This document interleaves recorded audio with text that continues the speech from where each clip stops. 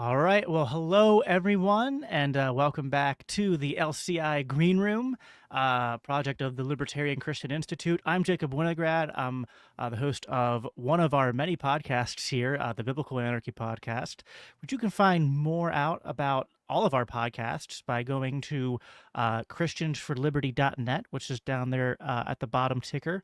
If you want to go check that out, we got a whole bunch of different shows for you guys to consume, as well as articles and stuff. You can go to libertarianchristians.com to check that out.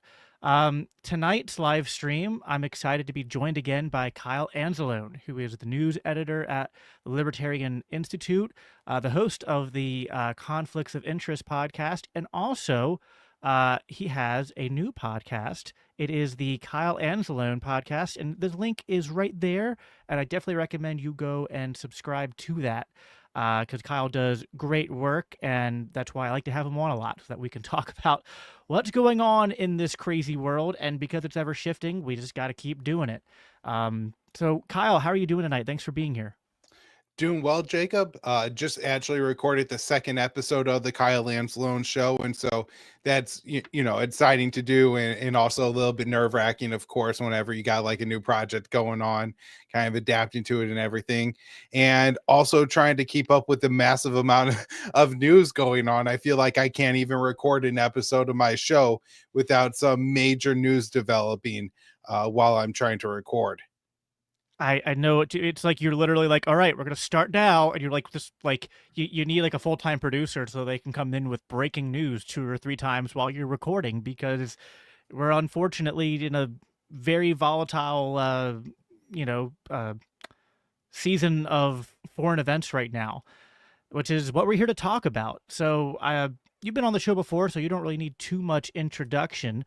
I was glad to be able to plug your podcast there a little bit. So definitely everyone needs to go and check that out.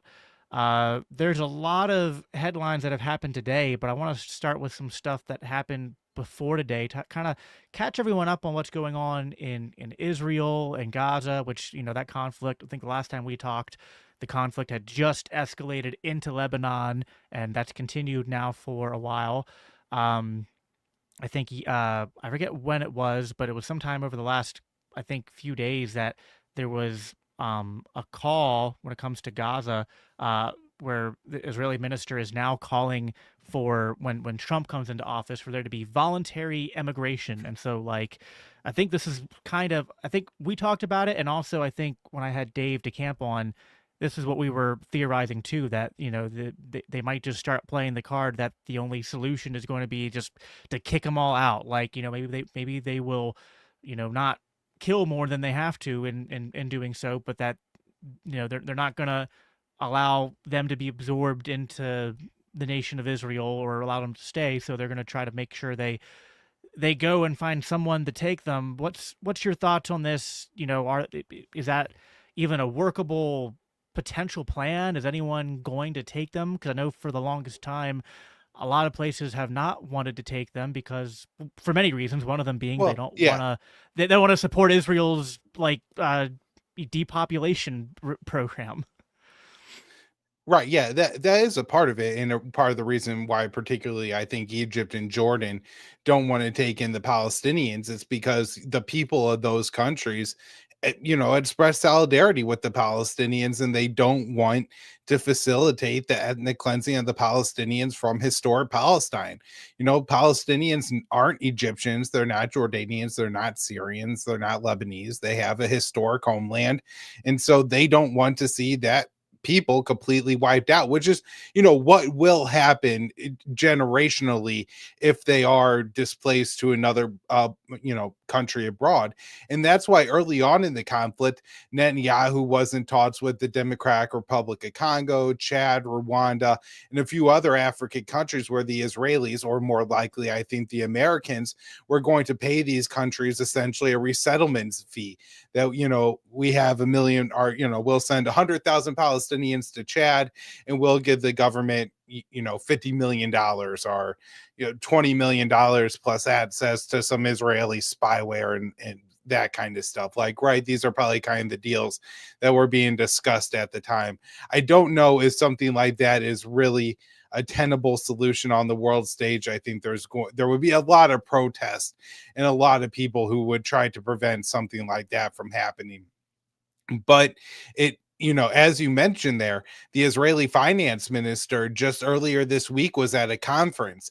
And it was a conference held by Israeli settlers in the West Bank. And they've been talking about expanding and starting to build settlements in Gaza.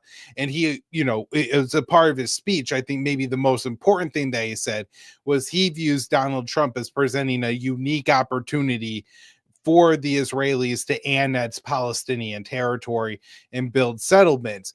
But what you were talking about is he also said this line, and who knows if it's true, but it's certainly sadistic and goes to show the mindset of the Israelis. This is the finance minister Bezalel Smotrich. He's the head of the religious Zionism party. So this is, a pretty extreme group of Israelis.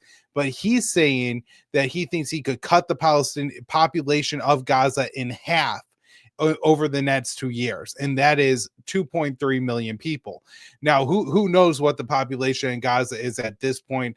Of course, we have the official death count at 43,000 plus, but and this is something a doctor who wrote a letter for antiwar.com. So this is, somebody who not only has spent time in Gaza, but I think understands the war from, the perspective of like myself or Dave DeCamp and the cruelty of it and all the different aspects of war.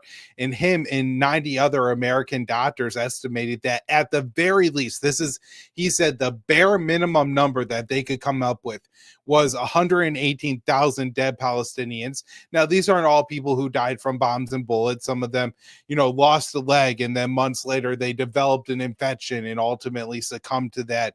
There are people who, there are people who, got a disease, some kind of respiratory disease, because they're living in a tent camp city and there's not sewage or things like that, or people who died of starvation. And then also people who say, you got a 50-year-old uncle, he's a little bit out of shape, but overall he's all right. He has a minor heart attack. He goes to the hospital, they patch him up, and he goes on to live for, decades more. Well, in Gaza, there's no hospitals.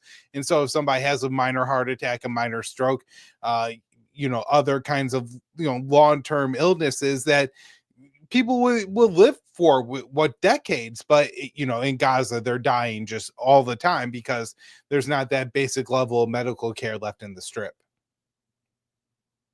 Yeah, and it doesn't help that, over the last, I think a couple weeks ago, there's always stuff going on, but I think there was a pretty tragic escalation of violence where I think over 24 Palestinians were killed in some strikes that happened, and this kind of signifies like they're continuing to escalate things in that region. I mean, it's hard to know what, like, I guess we're all just sort of guessing. It's not like they've given us a roadmap as to what their exact plans are. I mean, like, well, no, I think that they have a little bit. So okay. There's a couple plans that I think there are in place that have been public, and they've been put out by former Israeli officials, but it seems pretty clear that the Israelis are following these plans. And the first one calls for bisecting and then cutting the Strip in sections, maybe 2 or 3 other times. And so if you think of the Gaza Strip as kind of a long rectangle along the Mediterranean Sea, they've already cut the Nazarene corridor, which separates northern Gaza from the rest of the Strip.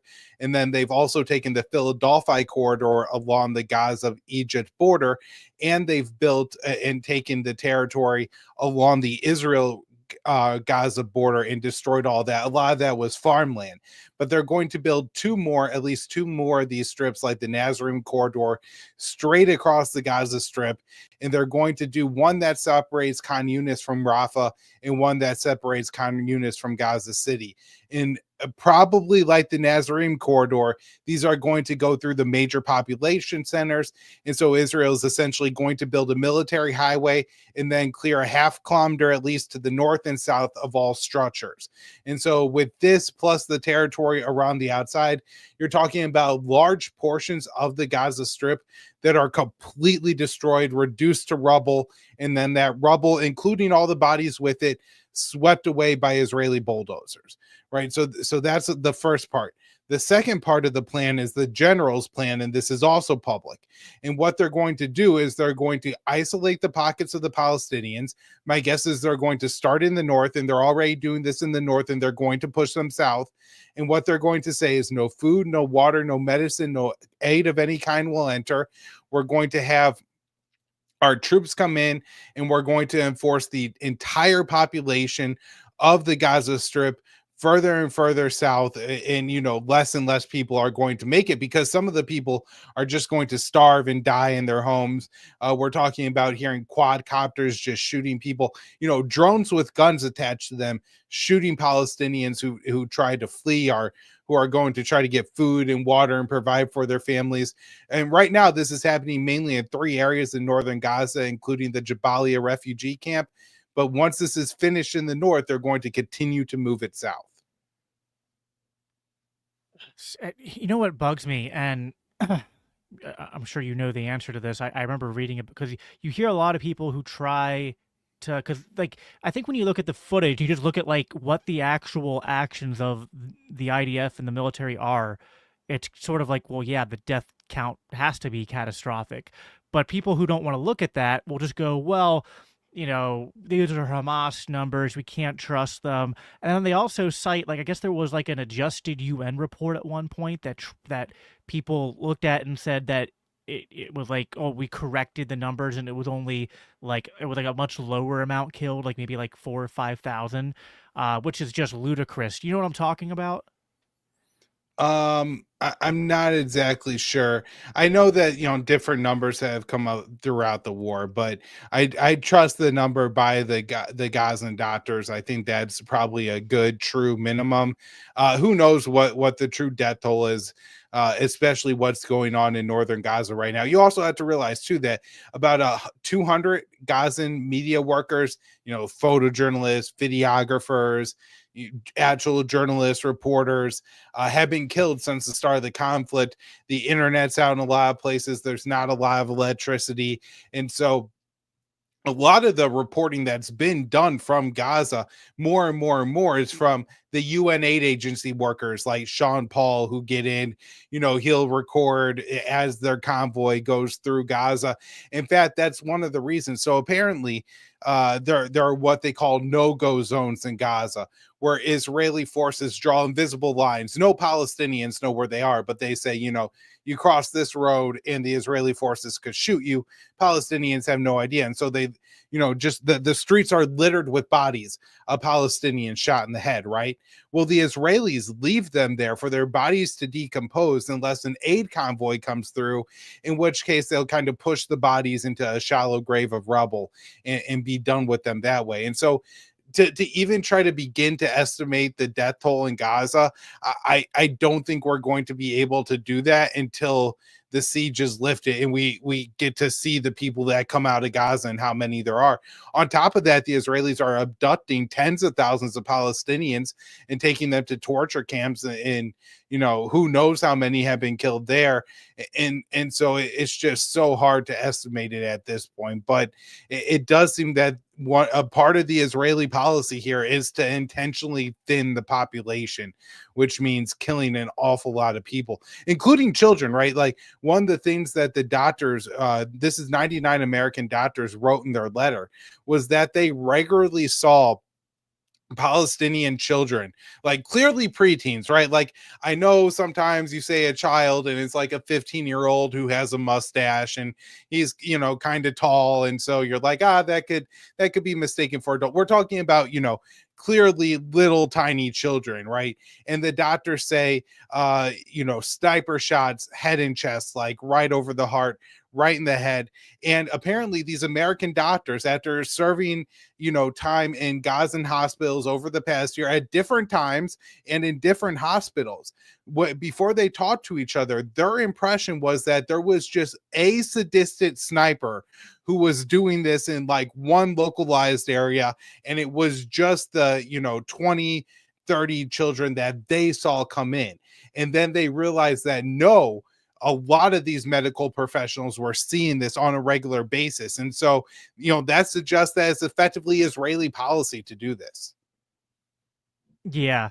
everything. I mean, yeah. I think when you just look at the actual evidence on the ground and hear the people reporting on the ground, it's hard to refute the numbers. I found the article I was thinking about where I guess like people were confused and thought the UN had adjusted numbers, but it was just Oh, because of yes. like some like I guess like ones that hadn't been accounted for. There were like 10,000 bodies that weren't. So So it was a difference between those who had been identified and those who weren't, I think. right. So the Gaza Health Ministry counts bodies that arrive at either morgues or at hospitals, and that's how they're keeping the death count. Now, some of those bodies have been identified and some haven't. And Right. so at one point in time, they were counting like 35,000 dead or something like that. And then they put out a list of names of the people that had been killed. And that list of names was shorter because not every single person had been fully identified. And so that's the discrepancy there. And Yep. yeah, again, that was used as propaganda to say, oh, the Palestinians are inflating the numbers of dead, the Well, and Israelis aren't killing anybody, and that's not true. people are still citing this, even though it's like I mean, this is many months. This was back in May that this was being talked about, and people are still. It's horrific. I don't have much to. It's hard to know how to respond to people. It's like I don't know where their humanity is. It's truly tragic. I mean, we we can just again look like there's a case to be made that we might be underreporting how many people have died because how many people are like lost in rubble, like bodies Yeah. cannot be found, right? I mean, it's a and I think the other problem is that like people don't understand how like because they're like, well, they drop leaflets and they're told they can leave. It's like, where can they go? This isn't like they're in America and they're like, in New York City and they're told like, oh, flee to Jersey, and there's just tons of, still standing roads and infrastructure for them to use. I mean, they're in a tiny, tiny area. The infrastructure's destroyed, and on one side is a border with Israel, on the other side is a border with Egypt. Where are they supposed to go? Right. And there's a few things. One, Israel will issue an evacuation order and then immediately start bombing. And so, Jacob, I know you have a family. I now have a little baby of my own. And I Congratulations, don't by the way. Thank you so much.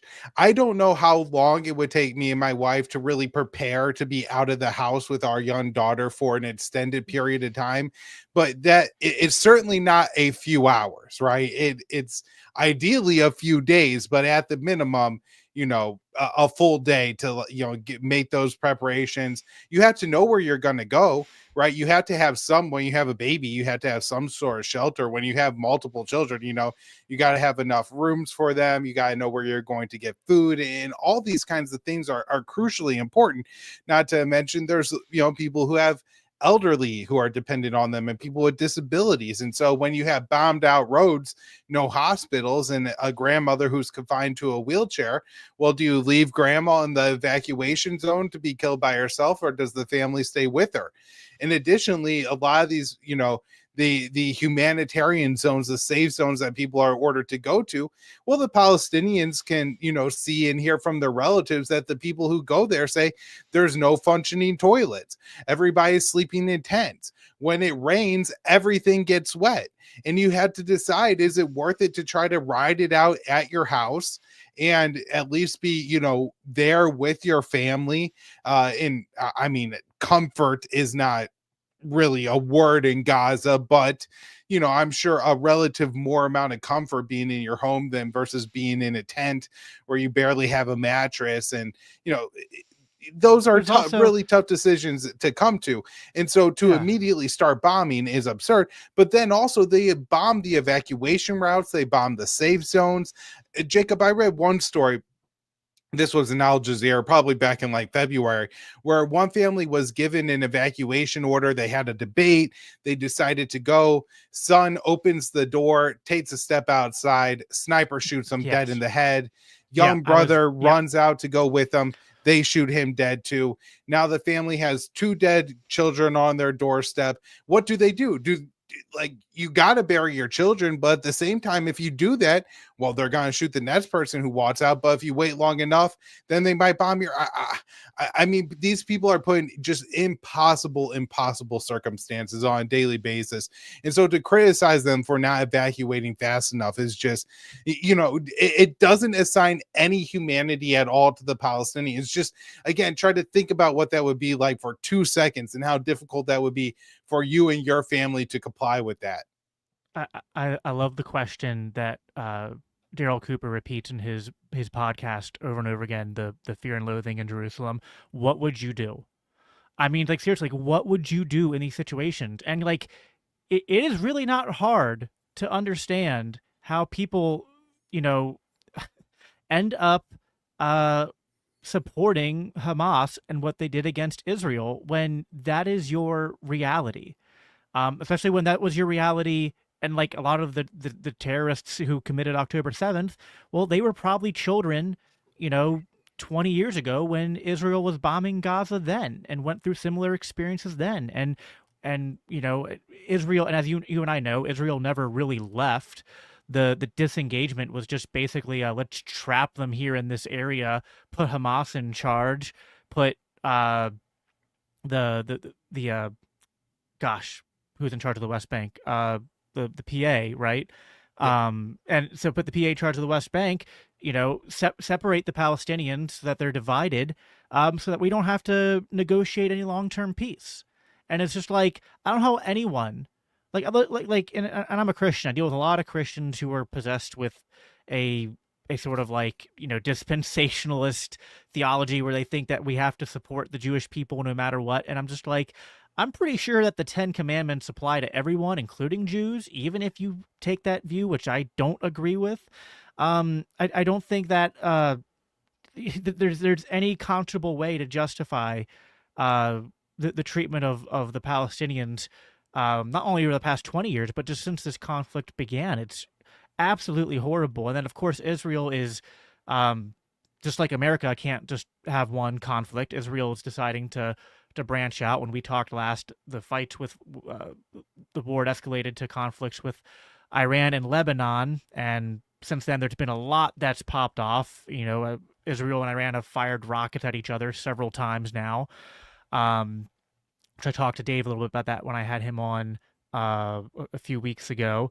Now we've heard reports today that there is a ceasefire that's been negotiated, which I had a little bit of chance to look into. I listened to Biden give his little speech about it, which, I don't know, didn't give me a ton of hope. It was kind of like, well, we're doing this with Hezbollah because like they're willing to come to the negotiating table, but like in Gaza with Hamas, like they're not willing to come to the negotiating table at all. And also, the minute Hezbollah breaks the ceasefire, Israel can still do whatever the heck they want, and all this. So, I mean, what are your thoughts on what this ceasefire represents? Like, is there hope that this might lead to cooling tensions, or is this kind of like really just a pause and things are likely to pick up again? I know that even just now, the violence escalated right around the time that the ceasefire was announced, because it doesn't take effect until tonight.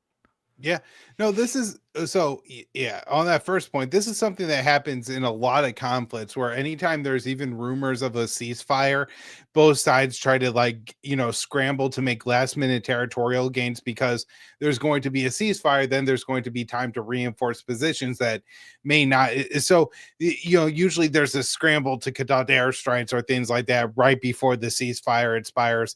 If Israel has any list of targets whatsoever, they're probably just going to blow through all of them right now, because they're going to have days, weeks, months, maybe, to generate new targets for their next round of bombing against Hezbollah. So, yeah, this is common to see that. I wonder what the Hezbollah response will be if they're going to conduct maybe a large missile barrage against Israel. We are, I guess, currently speaking about 55 minutes out, 9 Eastern time is when this ceasefire is supposed to take effect. We'll see what happens. I guess just on the surface of it, the full deal hasn't been made public. So maybe there's parts of this deal that make it far more tenable than Hezbollah than it initially appears. But, I look at this deal and it just doesn't seem like something that could be sustained in the long term to me. And so that's what we'll find out. It's important to remember that last year at this time, right around Thanksgiving, I think actually over the Thanksgiving holiday, right, there was the ceasefire in Gaza, which also meant there was a ceasefire between Lebanon, Hezbollah, and Israel as well, because Hezbollah didn't carry out attacks when that ceasefire was taking place. So this isn't unprecedented. It doesn't necessarily mean the conflict is coming to an end. Again, the conditions imposed on Hezbollah here don't necessarily seem sustainable to me. I would guess that Israel is going to claim that they're violating them and then is going to return to the bombing. Maybe I'm wrong. I hope I'm wrong, and that this really is a sustainable and lasting de-escalation. Now, there's a couple other pieces that come with this, of course, Jacob. One is that Hezbollah has seen their role over the past year, and I think this has probably been somewhat effective in dividing Israel's forces, that Israel can't carry out major operations in Gaza if they're also trying to carry out major operations in Lebanon. And so that is something that Hezbollah would be giving up if they do give up this fight at this point. Is that my understanding is that Hamas has said that Hezbollah can make the deals they want, that they don't need to keep fighting on behalf of Hamas. And so that does, I think, mean that if this deal does go through, it could be the Palestinians that kind of pay a little bit of a price here. Now, I don't think Israel gives up, and I don't think this is a sign that Israel is giving up on its long-term plan to expand its borders, including into southern Lebanon. I think that they've seen themselves making substantial gains towards achieving that end if they could push Hezbollah north of the Litani River, which is by far the most effective fighting force in Lebanon, and replace Hezbollah in that area that Israel wants to take. That's if you look at a map of Lebanon, the area south of the Litani River, that's what Israel wants, and probably a little bit north of it too, right? Secure the waterway.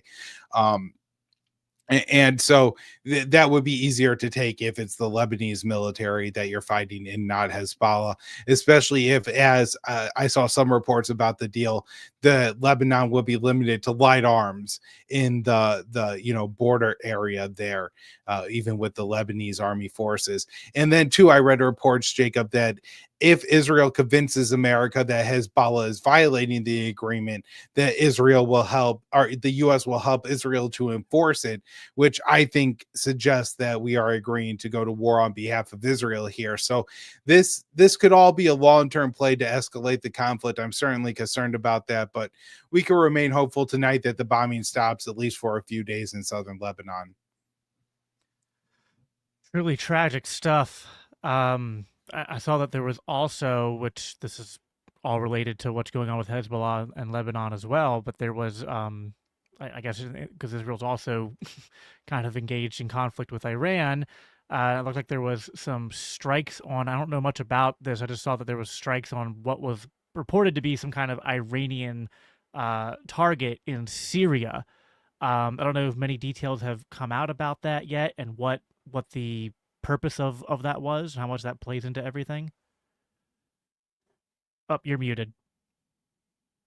Yeah, sorry about that. I had myself muted. Right. This is really crazy, right? One of the really longest ongoing bombing campaigns, maybe the longest ongoing bombing campaign anywhere in the world, is the Israeli bombing campaign of Syria. They've been bombing Syria every week or so for 12, maybe 13, 14 years now, essentially throughout the entire Syrian civil war, always claiming they're hitting Hezbollah, Shia militia, Iranian targets.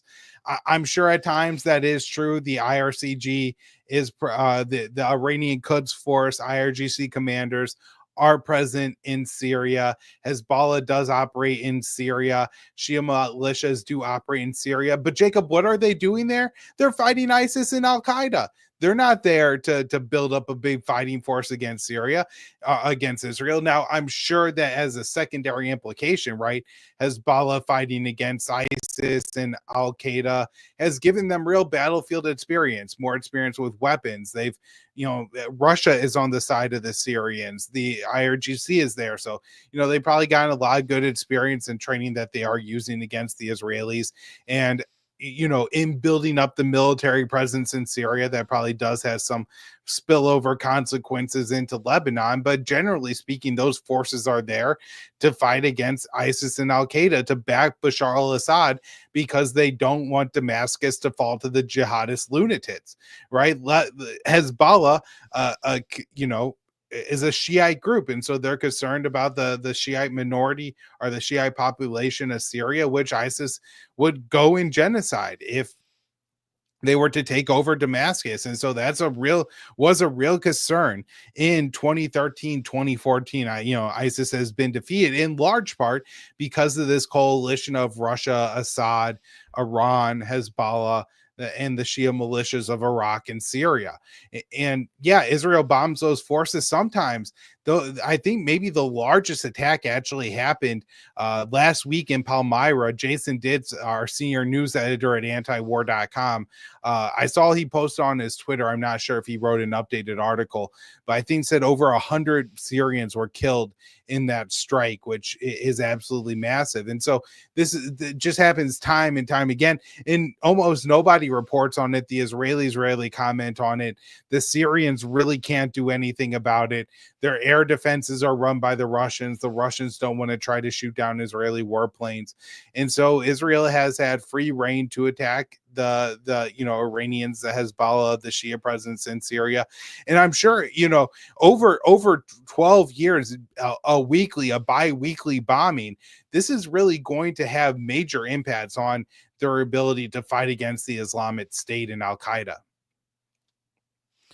Well, speaking about that, so what you said there's a good segue to what I want to do, which is I don't do this enough, but I like to, when I'm having conversations about what's going on halfway across the world with all these different agents, because a lot of people just don't have this image in their head, is pull up a map. So I'm going to pull up a map so that you can kind of understand, not only just for frame of reference, where all these countries are in relation to each other.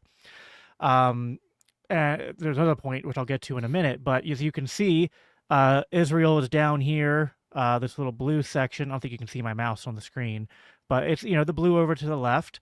And then Iran's the big purple one over there in the middle.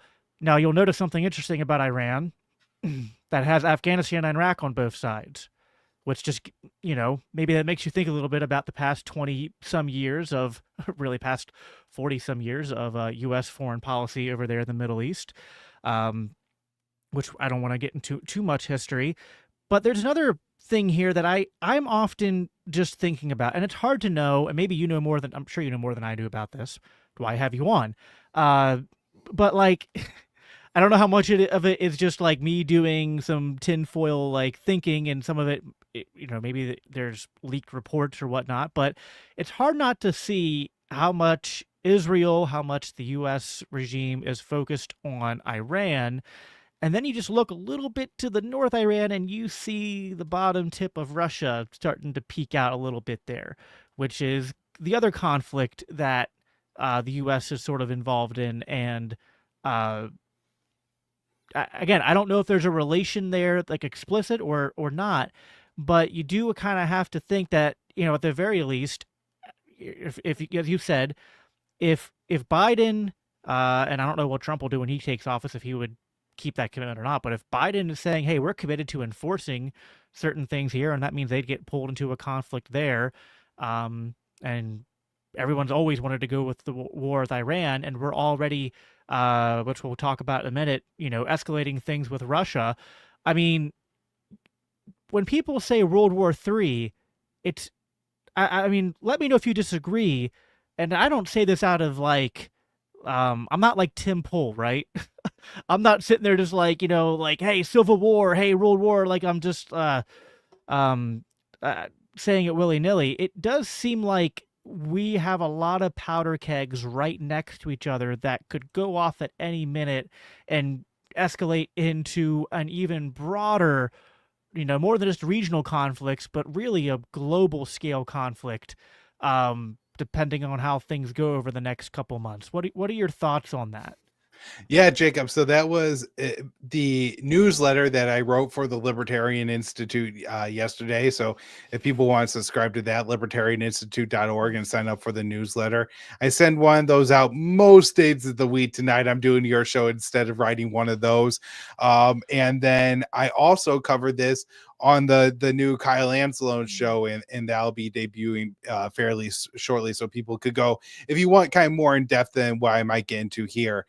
We certainly talk, or you certainly check out those sources. Now, yeah, Jacob, as you said, I think it looks a little bit different, right? If you look at World War I, World War II, largely these wars, the battlefield stretches across Europe.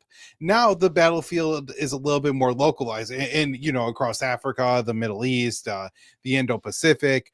But if you look at this, yeah, the battlefield is far more localized, right? The wars are being fought in Ukraine. Israel, has invaded Lebanon, is attacking Gaza, has carried out some attacks in Iran, Yemen, Iraq. But the extent of the battlefields, at least mileage, geography, don't compare to the earlier world wars. If you look at the number of countries involved in pouring in weapons, I mean, Ukraine is effectively a NATO proxy force at this point, right? They're trained by NATO, they're armed by NATO. The Ukrainian battle plans are formulated with Western intelligence using Western war games, and generals are planning this. The CIA is involved. And so, it is the Brits, the Americans, the French, the Polish, the Australians, who are all effectively fighting in Ukraine, just using the Ukrainian forces as our proxy. So it's different, but I do think that, assuming these wars stay hot or expand a little bit, if historians go and look back at the time, they're probably going to say the start of World War III was with the kickoff of the invasion of the Russian invasion of Ukraine, and in 2022, right? So we very well could be in what history remembers as World War III at this point. Is that how the future goes? Is that how things materialize? Well, it certainly looks like we're blowing past all the off ramps to avoid that really dismal fate. And so I'm very concerned that, yeah, history is going to look back at this time and say that we are in World War III.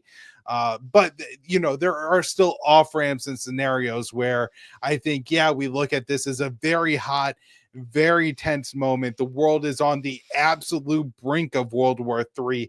Ultimately, we're able to pull back from that brink, from that absolute devastation.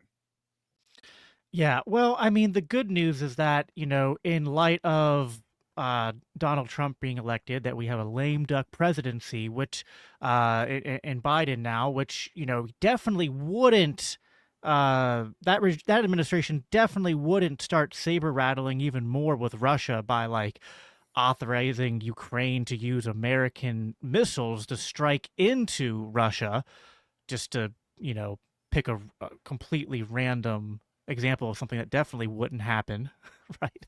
Unfortunately, no, that is what happened, which seems crazy, but that's, I mean, give us the lowdown on this.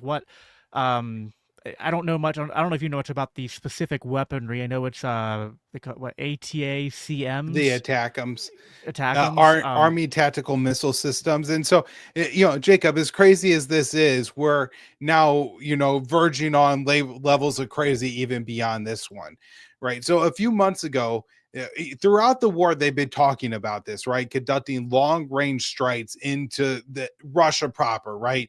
Not into the Donbass and areas of Ukraine that are controlled by Russia, not the Crimean Peninsula, again, area annexed by Russia, controlled by Moscow. Crimea is never going back to Ukraine. Yet the Americans have allowed the Ukrainians to carry out long range strikes into Crimea, and the Russians haven't escalated the war too far. However, when the U.S. earlier this year was speculating, maybe we'll go ahead and let Ukraine start doing this into Russia, Putin came out and very strongly said that Russia is altering its nuclear doctrine to make it explicitly clear that we could respond to this with strategic, even conventional, but certainly strategic weapons, nuclear weapon threats in response to this. and that it wouldn't just be the country attacking, but the third country backing Ukraine as well. So that would be the United States, the United Kingdom, and France, the three countries that have authorized their long-range missiles to be used in strikes on Russian territory, and also the three NATO nuclear powers. And so this is the level of escalation that we have now achieved, Jacob, that we are crossing those very explicit red lines that very clearly cross the red lines laid out in the Russian nuclear doctrine. Now, as has happened throughout the war. So this is always crazy to me that I really don't think that American officials actually understand this next point that I'm about to make. So every time they put a new weapon system into the fight, the situation gets worse for the Ukrainians. And they say, I guess the situation isn't that Ukraine needs more advanced weapon system, is that they need more troops. They need more men to send to the front lines. But what's really going on, and this has been made clear by the Russians throughout the conflict, is every Western ratcheting up of the proxy war in Ukraine is going to lead to a reciprocal Russian action. And as Sergei Lavrov explained earlier in the conflict, that the more advanced long-range Western weapons go into Ukraine, the more Ukrainian territory that Russia is going to take.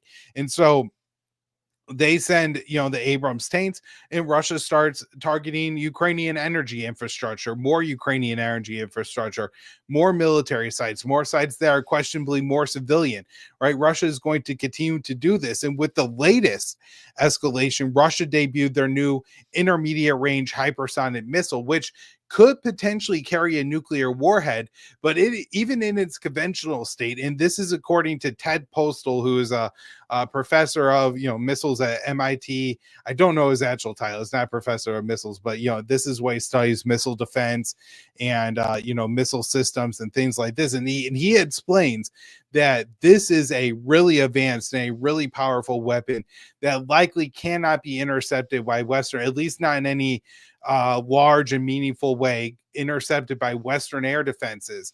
And so Putin is putting this on the table, and he is saying, I could, ramp up these kind of strikes in Ukraine, and maybe even expand it to U.S. missile bases in Poland, or some kind of British base somewhere in Europe, right? Like, these are things that Putin is threatening right now that I don't think are off the table. And if you got something else, I don't want to go on and on and on, but there's a really major escalation that comes next that's really important that we touch on.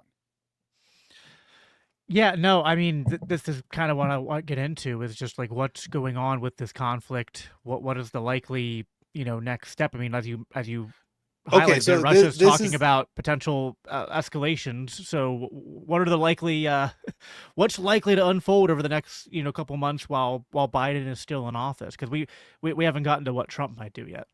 Okay, so this is the thing, right? Trump gets elected, in a sense, we all think we could breathe a sigh of relief for just a couple months from having a president that may negotiate an end to the conflict. Now, I think that may be unlikely, and that's overly optimistic to think that certainly that Trump is going to end the war on day one as he pledged. But even if he ends it at all, I think is a real question, and is really still up for debate.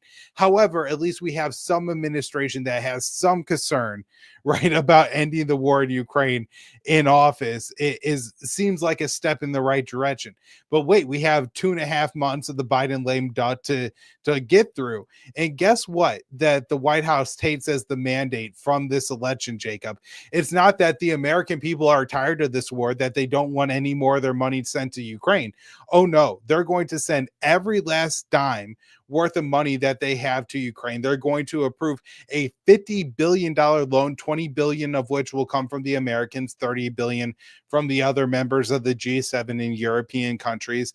And that money is going to be used. It could be used by Kiev to sustain the war for a whole nother year. And so if Trump goes to Zelensky and says you have to negotiate, Zelensky is going to have a very large pile of cash that he's sitting on. And I think it's going to be a very appealing argument that he can make to Donald Trump. And he said, I have $50 billion to buy weapons. Are you really not going to let me buy the weapons that I want?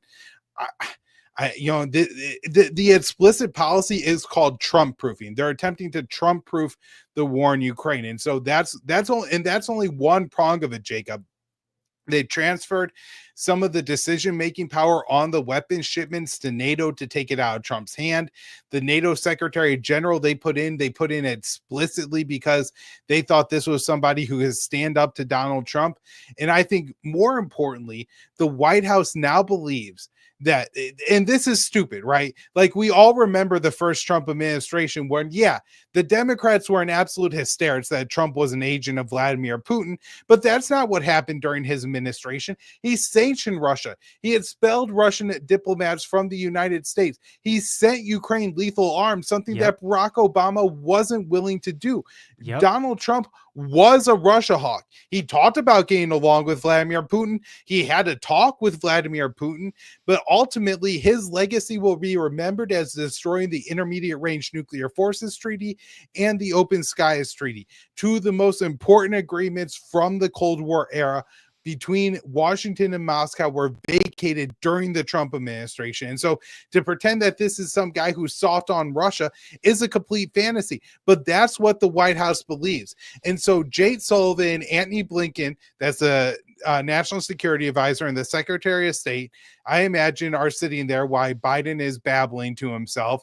And they're saying, well, look, Putin got his puppet back in the White House in 2 months. And so he's not going to escalate the war that far if we do really provocative things over that period of time, because he knows that Trump's coming. And why would he do that?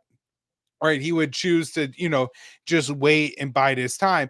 And there are U.S. and European officials who are discussing giving Ukraine either a significant conventional deterrent or giving Ukraine a nuclear weapon. A nuclear weapon. They are talking about giving Kiev a nuclear weapon.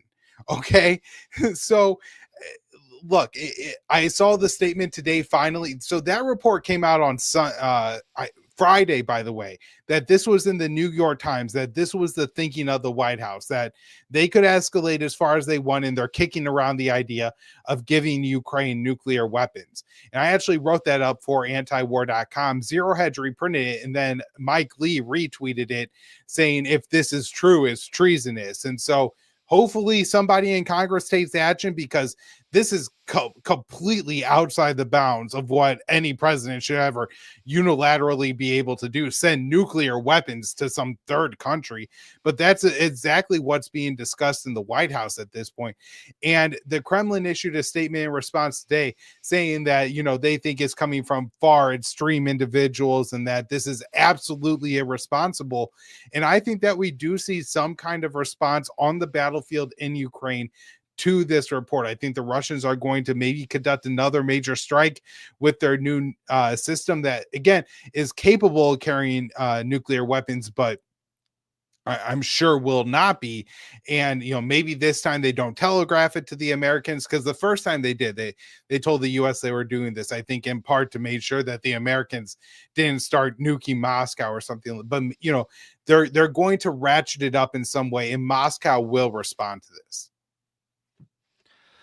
What's the I think we know what the worst case scenario is. What's the best case scenario of a Russian response that maybe doesn't escalate things to the point where, because I think the big concern that we all have is, it's already bad enough what we've done, but if things escalate to where America starts sending troops or jets or our own forces in, it's really going to get, we're in game over territory, it seems like. So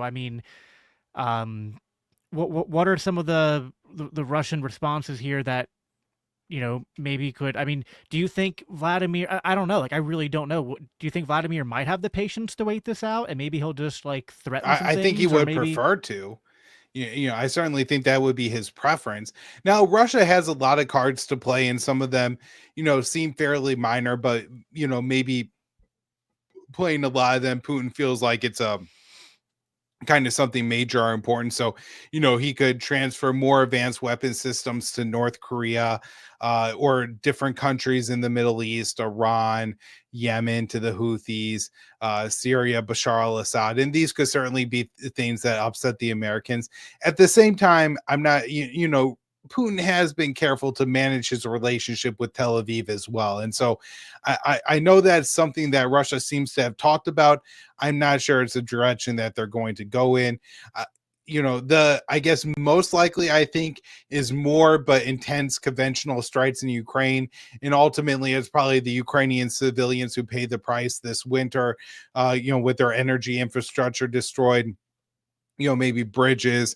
And isn't it true that like the majority sentiment in the Ukrainian population is that they don't want to keep going? At least it was Yeah, so true, I there's a think. new Gallup poll that came out. It did some polling from, I believe, August and then October that found 52% of Ukrainians, I think, versus about 37% who want the war to go on. 52% wanted to come to some kind of negotiated settlement. So, yeah, I mean, the Ukrainian population has turned against it. I don't see any sign in Kiev that anybody has woken up to this reality. General Zaluzhny, the former commander in chief of the Ukrainian armed forces and now the ambassador to the United Kingdom, is saying that he thinks that World War III has begun to address the question that got us down this road. But yeah, I think the most likely thing Russia will do is more conventional strikes against maybe Ukrainian cities, maybe strikes on Ukrainian military command, things like this that really would impact Ukraine's ability to continue to wage the war. Something that would be far more provocative, hitting kinds of Western targets in Ukraine. I don't think that's outside of the possibility. We know from German leads that there's British soldiers that are helping to fire the Storm Shadow missiles. We know that Biden has offered, or the Pentagon has offered, contracts to repair Western weapon systems in Ukraine. So certainly the Russian missiles would have range to hit any of those contractors. There's tons of Western intelligence targets in Ukraine that I'm sure Russia is aware of, or that again, it's not impossible that Russia starts to strike outside of Ukraine as well. I do think that is far less likely, but we are talking about potential World War III nuclear war here, Jacob. And I think this was in 2022. I want to say around September of 2022, the White House assessed that there was like a 50% chance that Russia could use nuclear weapons in Ukraine. I think this was around the time, if you remember, Biden told a group of donors that we were closer to nuclear war than any time since the Cuban Missile Crisis. So at this time, apparently the White House assessed there was a 50-50 possibility that Russia would use nuclear weapons. And now I think that was probably an over assessment, but the fact that that's what they thought and they continued to push the issue anyways, makes you really concerned that there's really no red line that these people are not willing to cross. And we just have to sit here and hold our breaths for the next 7 weeks and pray to God that they don't do anything so reckless that Russia feels that they have to carry out some kind of major provocation, again, killing Western soldiers, attacking outside of Ukraine. But if these strikes continue in Russia, get deeper in Russia, we give Ukraine longer range weapons, or again, I guess I don't think the U.S. would ever deliver a nuclear weapon to Ukraine, only because the Russia would do it first, right? Like Putin would nuke Kiev before he allowed Kiev to take possession of a Right. Western nuke. And all this, I mean, I guess it's hard to know for sure, but the I think, and I'm terrible at the pronunciation, but I thought, like, isn't Russia's like primary focus like the area they want to retain, the what are the I can't remember, like the So Donetsk I guess Oblast, or so is yeah, it I think you're talking about the Donbass there. And I think even that's a little bit of a misunderstanding of Putin's main concerns. I don't think this is necessarily about Ukrainian territory. In fact, in 2014, after the people of Crimea voted in a referendum to be annexed into the Russian Federation, the people of the Donbass, these independent republics that you're talking about, Donetsk and Luhansk, also voted, I believe, for independence, which would have eventually facilitated being absorbed into Russia or existing as, kind of de facto Russian proxy states, right? Like this is what the people of the Donetsk, as you're saying, the Donbass were voting for with that. At that time, Putin said that he didn't want that he wanted this territory to remain a part of Ukraine. There are numerous reasons for that. One is it would be provocative, right, to take more Ukrainian territory. He upset the West quite a bit by taking Crimea. But two, this is a large section of the Ukrainian population that wanted Ukraine to maintain a relationship with Russia, that these were ethnic Russians and they didn't want Ukraine to spin off into this ultra nationalist, ultra Ukrainian, some of the Ukrainian neo-Nazi run governments, and to be pro NATO. They wanted Ukraine to, exist and to have ties with Russia and continue that relationship going forward. And so, Jacob, think about it. Would, say, Donald Trump want Texas to secede? Well, maybe not, because, Donald Trump be a hard example, but, the Republicans may not want that because it would make it harder for them to win an election in the future if a huge chunk of their voter base, was no longer a part of the American people. And so I think that's a little bit of how Putin viewed this, that the previous Ukrainian elections have been nearly 50-50, right down the middle between the, people would say pro-Moscow versus pro-European sides, but certainly there was one side that wanted to remain open to ties with Moscow and one side that really wanted to firm up and become a part of the European Union. And that meant cutting off a lot of the ties with Russia because of the Western sanctions on Russia. And so I don't think that Putin really primarily wants that territory. However, it is absolutely intolerable to Russia for this territory to be a part of NATO.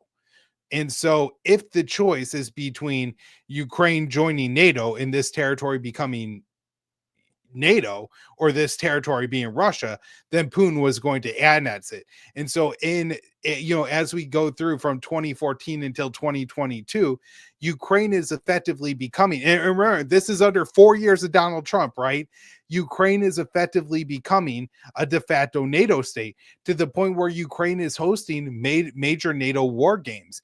And Russia at the time, and I didn't see any evidence of this, but this isn't unlike Washington behavior, was complaining that what the U.S. was doing was, okay, we're going to go and hold war games in Ukraine, and then we're going to leave a lot of our weapons behind.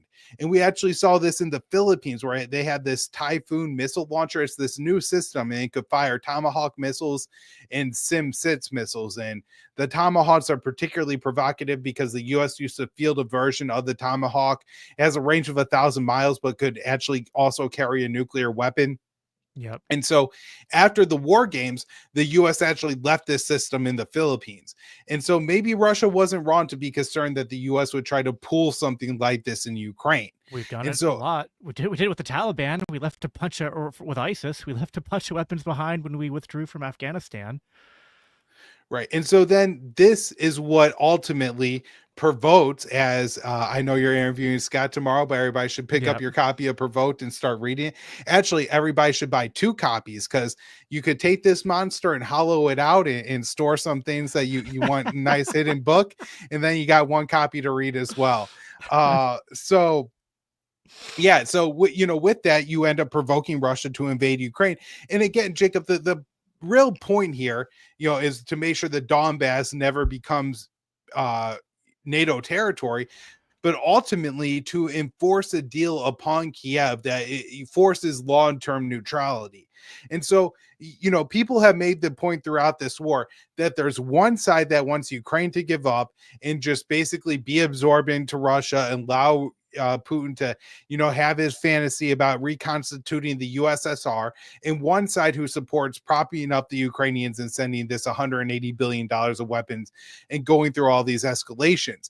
And that's a complete misstatement of my argument, which all along has been, Russia's primary concern, is Ukrainian neutrality. But far from taking Ukrainian territory, what Russia is more concerned about is the NATO war games that are constantly happening in, the Baltic Sea, in the Black Sea. They're happening in states that border Russia within, dozens of miles from the Russian border. The fact that we now have the Aegis Ashore systems, these are missile defense systems, except there's a very key component here. They use the MK-41 launchers, and these could again fire those Tomahawk cruise missiles that we were talking about before. And we now have these stationed in Poland and Romania. And to Russia, these are things that are also intolerable. And so my point all along has been, Biden should sit down with Putin and say, and try to get as much Ukrainian territory back as possible, keep as much of Ukrainian sovereignty intact as possible, and be willing to say NATO's not going to hold any more war games east of Germany. We're not going to position missile launchers east of Germany. We're going to take the Aegis Ashore systems out of Poland and Romania. Aside from Ukraine, Jacob, if you look at Europe from the, what was the Cold War, when the Soviet Union and the Warsaw Pact expanded all the way halfway through Germany, to what we have now, which is NATO pushed all the way up against Russia's borders. I think Moscow is rightly feeling that there needs to be a force rebalance in Europe. And this doesn't necessarily mean that Latvia, Lithuania, Estonia are going to stop becoming members of NATO, but it does mean that NATO is going to stop basing thousands of their troops in these Baltic states right on the Russian border, right? We could seriously turn down the tensions by reorienting. And look, as a libertarian, I want to bring all the troops home. We can't afford these military bases. And so it's only going to strengthen America to bring these troops home, on top of allowing a more balanced force posture in Europe that really, reduces the tensions and makes World War III in this massive war from expanding throughout Europe almost impossible.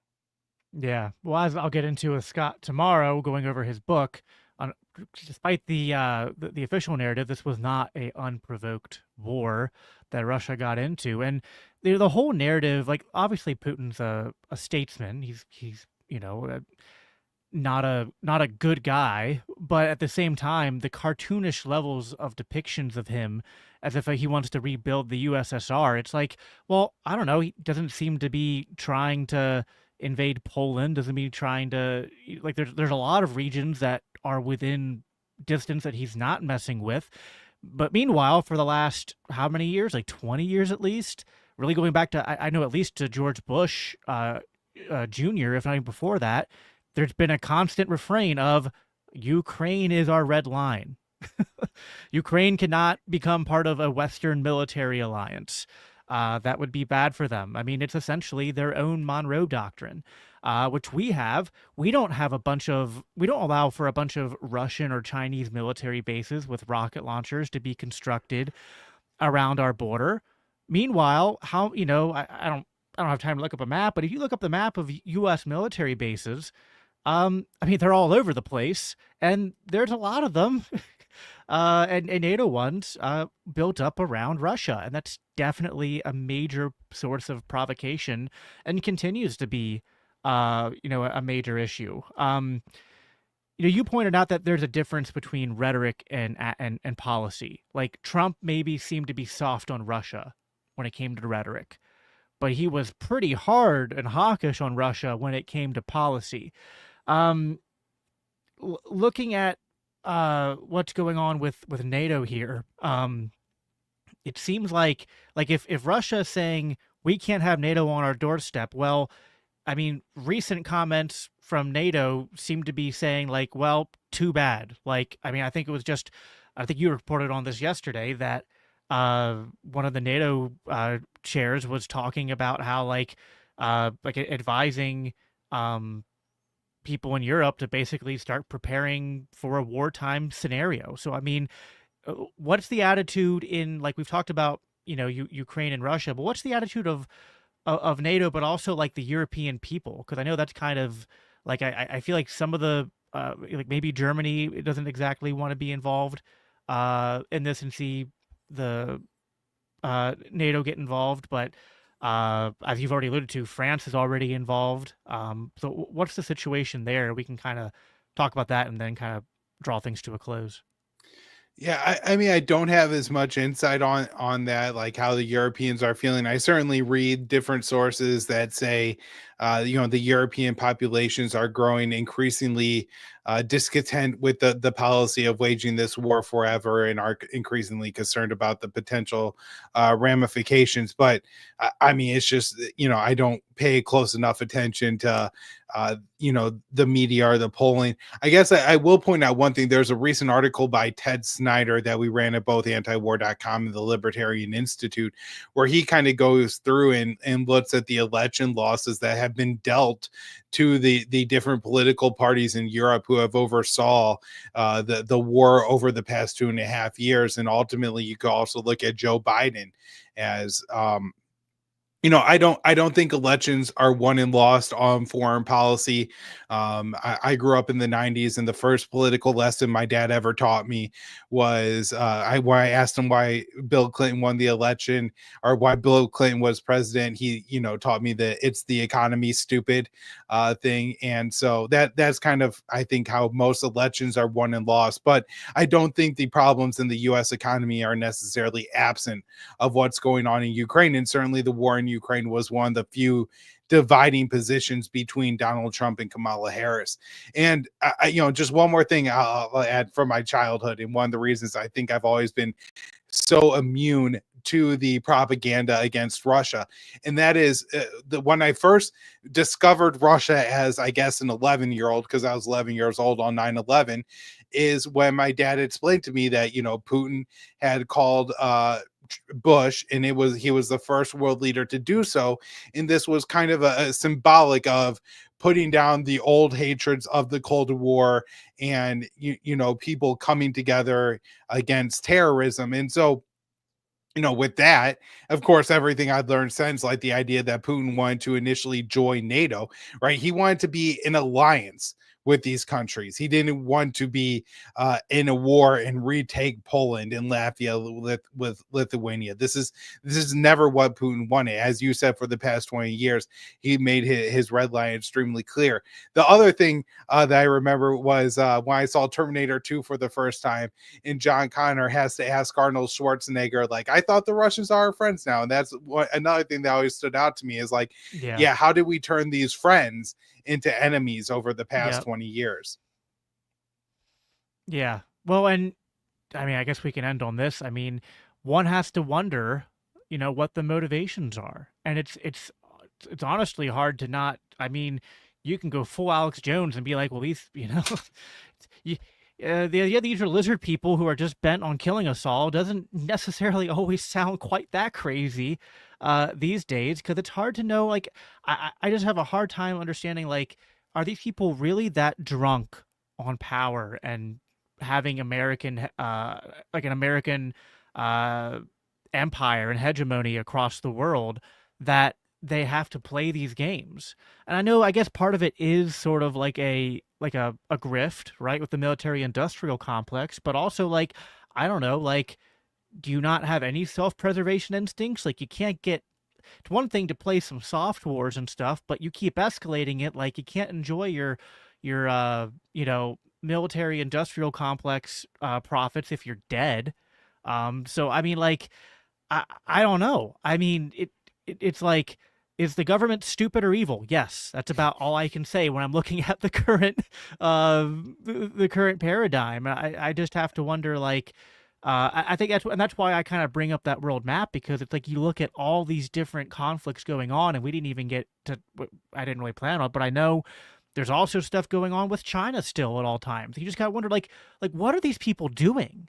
Like, what goes through their heads, and how can we, like Dave Smith talks about this, and I really like the way he says it, where it's like none of us are opposing these American wars from a place of, like, we're not like leftists who hate America or are anti-West or anything like that. It's more like, no, I kind of thought that, like, American values or like Western values or something like that, like, we're supposed to be like representative of like us being enlightened and valuing liberty, and maybe like a related principle to those things would be like I don't know, peace, like limited government.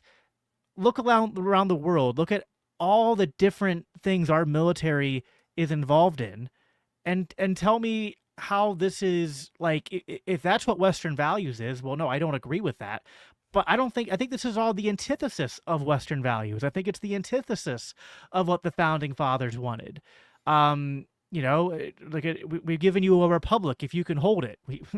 We definitely haven't. We're an empire right now. I don't know if we can go back to being a republic, but I don't know. What are your thoughts in terms of just like big picture? Like what are these people thinking, and how can we raise awareness to kind of like these underlying tones and motivations to people to help them to start kind of see the big picture, like what we need to start noticing and calling out?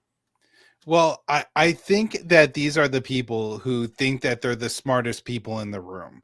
And so they're just extremely confident in their stupidity and their inability to do things correctly. At one point in time, there were real statesmen within the US government. And even if the US was going to war and getting embroiled into conflicts, they did have some realistic view on the world as it was and the limits that that world presented to the United States of America. And I think, in a sense, after the fall of the Soviet Union, there was a somewhat, kind of post World War II like moment where the U.S. really was the largest, power, and did have a lot of ability to do what it wanted in the world. And rather than using, and look, this isn't the most libertarian thing, but I think we really could have used our economic influence and leverage, our, the dollar as the world reserve currency, to bend the world economy in the favor of Americans and to make us all just a little bit richer. Not, absurdly wealthy, but just make the entire country 10-20% richer or something like that. But rather, we've completely squandered all of it. First with wars in the Middle East. And, if you look at the post 9/11 wars in the Middle East and what they've done, and you point out that, Iran is one of the few countries kind of left unscathed. And if you look at all the other countries destroyed, well, it seems that every single country in the Middle East that would stand up to Israel has either been destroyed or bought off. The Egyptians and the Jordanians are bought and paid for. The Saudis, the Qataris, the Emiratis all have American militaries. Sudan is in the midst of a civil war. Somalia is a failed state.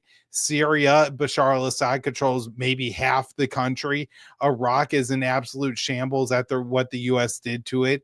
Lebanon, is split and embroiled in chaos and financial issues because of the, government forced on them in the, prior Israeli occupations and the legacy from that. And so Libya, Muammar Gaddafi has been disposed of, and that is now a failed state. And so, if you look at what happened post 9/11, well, we destroyed all these countries, and what did it do?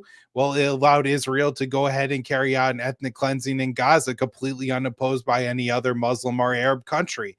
And so that seems to have worked out pretty damn well for Benjamin Netanyahu. And so, I think a part of this is that the policy is driven by malign, actors, people who want the U.S. to wage these wars in behalf of Israel, arms makers who just see more and more profits. I think that's ultimately what's going to sway Donald Trump to continue the war in Ukraine. It's not going to be, democracy and Putin's going to take over Eastern Europe, but Lindsey Graham's going to go in there and he's going to say, we can make some real money with all those resources in Ukraine. They make a lot of food and they have all these, rare earth minerals that we need to scoop up. And if you look at what happened in Syria during Trump's first term, he had a defense secretary resign, an envoy to the Middle East resign. Officials within his own administration tried to prevent him from getting out of Syria.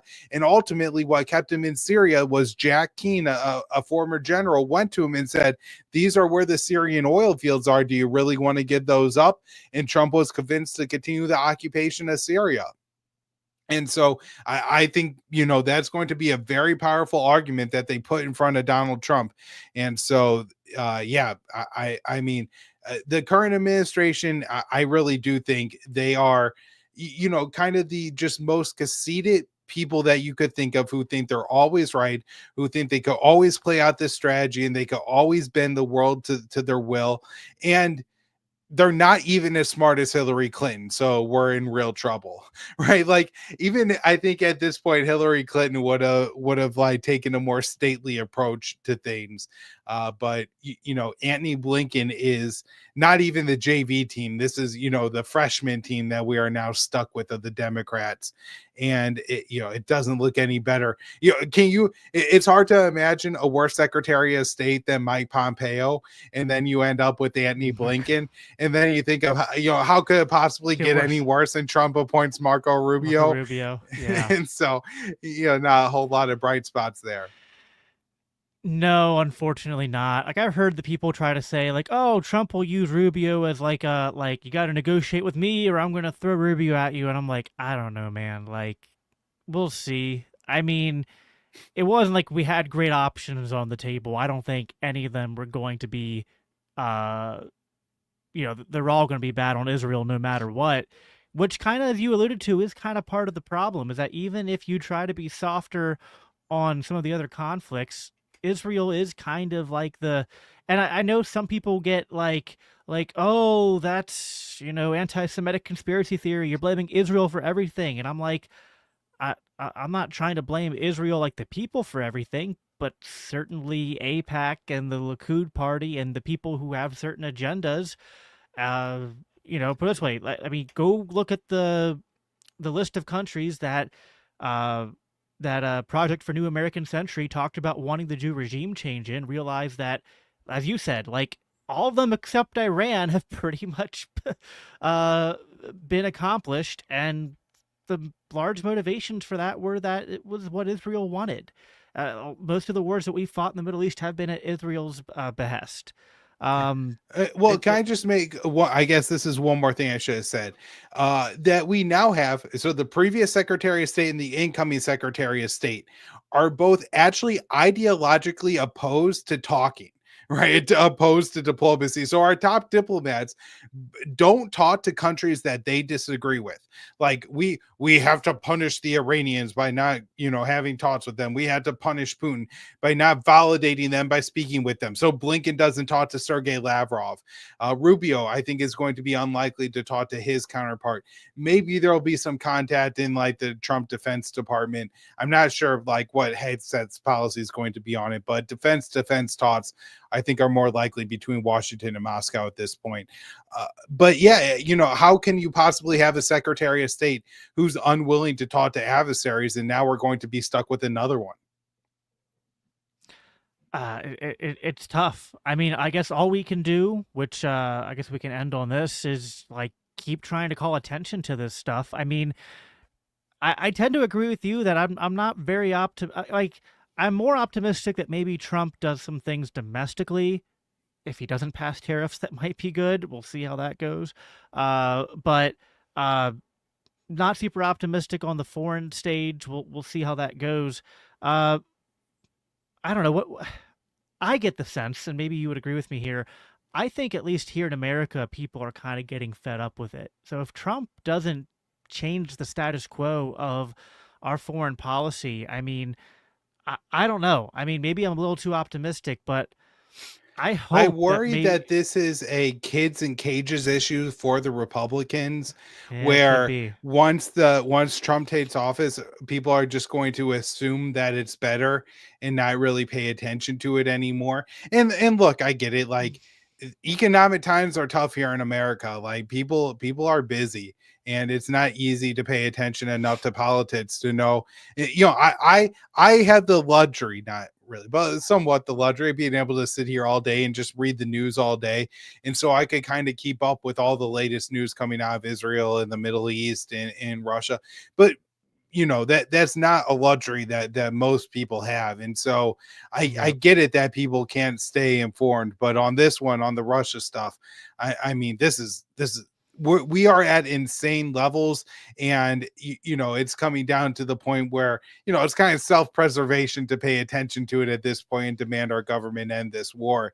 It's not just like the Iraq war, where no matter how badly we lost the Iraq war, Jacob, no matter how badly we lost the Taliban, they were never going to come here. Saddam Hussein was never going to nuke America. The Taliban were never going to invade. North Korea was never going to invade. This what we're dealing with now, I think, can be. And look, even if we say it's only like a 10, a 20% chance that this really does escalate to World War III, and then nuclear weapons are involved. I mean, we're talking about a 1 in 10, a 1 in 5 chance that we're really approaching that. This is real insanity, and it's time to wake up and demand an end to it. I agree. I think that all we can do is hope, keep up the good fight of trying to shed light on these topics to people, get them to care, because it's not only does it matter for the people over there, whether it's in Ukraine or in Gaza, wherever, Syria, where people are suffering, being bombed and killed. It matters for the future of our kids, of our nation as well. It's kind of it's like the inverse of the old propaganda. Like, we got to fight them over there so we don't have to fight them here, which, as you kind of alluded to, like, that wasn't ever really a major issue. But it's like the inverse of that. Like, we need to stop fighting them over there, or they're going to fight us over here. Like, it is out of self-preservation that we need to get, we're probably not going to bring all the troops home, but damn, can we at least lower the temperature a little bit, and stop sending billions of dollars to Ukraine and stop saber rattling with them? With Russia. Anyway, Kyle, any final thoughts? And then you want to plug again where everyone can find you. I'll put up again the link to your new show. There's antiwar.com, Libertarian Institute. People need to check all that out. Anything else you wanted to plug before we hop off? Yeah, just the Kyle Anzalone show. If everybody could go and subscribe, I would really appreciate it. In fact, I just got a notification from my producer that the new show has just dropped. So if you want to listen to a little bit more of me, head on over, subscribe now, and you could listen to that. And what was I going to say? Oh, in the beginning of the show, you mentioned that, you really need a full-time producer to be able to do the show and keep up with the news. That's one of the things that conflict of interest, or not, the Kyle Anzalone show will have, is that producer to really help me and be live with me to facilitate this show. So I'm really excited for everything we got going on with that. That's awesome. Well, definitely everyone go check out that, because Kyle go in more into depth into a lot we talked about here. Tomorrow I'll be back with Scott Horton to talk about Provoked. So it'll be even more focused on Ukraine and Russia, kind of getting into the history, because I think if you can shatter the narrative that this was unprovoked, that helps to go a long way to raising the public opposition to continuing to fund something that was sort of sold on a lie, which I don't know how many times people have to learn that lesson, right? Like, oh no, the government lied to us about why we got into this conflict. I mean, anyway, Kyle, I appreciate you, man. Congratulations again on the new baby. Congratulations again on the new show. Happy to have you on as often as we can make it work, because you bring a lot of good information, help me and my listeners to keep informed as to what's going on, because as you said, it's self-preservation in today's day and age. That's all I have for you guys for today's show. I will talk to you again tomorrow. Until then, keep your eyes open and stay safe out there. Thank you.